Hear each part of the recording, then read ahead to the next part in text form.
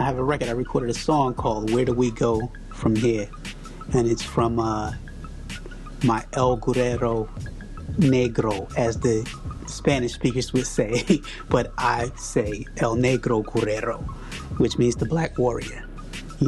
That album was the third installation in a 7 CD box set called Back to School. Where do I think we go from here with all the issues that we're dealing with and have always dealt with in the United States? We have to take a pre-civil rights movement approach to America. And what I mean by that is it's when segregation was legal. When segregation was legal in the United States, black communities were at their strongest. The way that we do that is, like I said earlier, is we must adopt nothing short of a complete black nationalist worldview.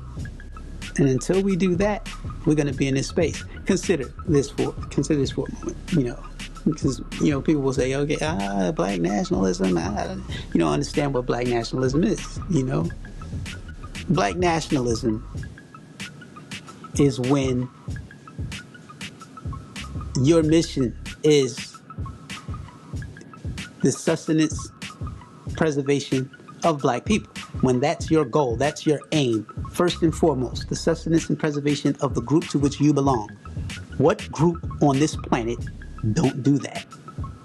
There's not a group on the planet that does not function within a nationalist frame of thinking. Take China, for example. The Chinese are Chinese nationalists. They're Chinese nationalists. What happens when a Chinese kid graduates college?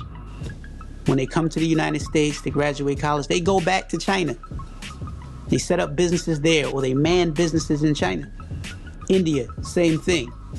They were nationalists. They are nationalists. And everything else they do within their countries, whether it's religion, the culture, everything else that's going on in that environment, down to the food and the dress, are done to facilitate and promote their nationalism.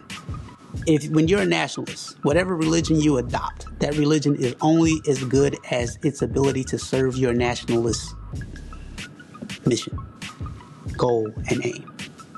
If it doesn't facilitate that, it should be discarded. That's what nationalism is. For example, everybody say Gandhi, Gandhi was the guy. Gandhi was this peace guy walking. Gandhi was an Indian nationalist. Gandhi went to school in Britain, in London. He lived in London. He went to school in Britain. He was in the British military. This is Gandhi. Gandhi goes back to India and is shunned by his own relatives and people, because they like, oh, you coming over here rocking polo now?